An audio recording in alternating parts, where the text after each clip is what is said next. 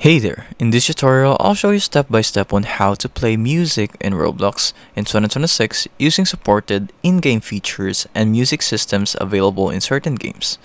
Make sure you follow the instructions till the end. To play music in Roblox, first you must have a voice meter. You can search in Google whichever voice meter you want, and if you choose one, and let's proceed to the next step. For the next step, is going to this hardware out, click on the drop down menu, and click on your headphones.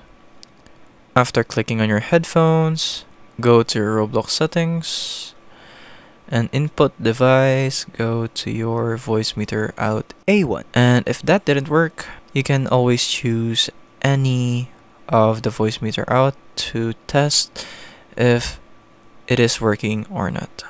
And that's it. If it helps, leave a like and subscribe for more tutorials like this.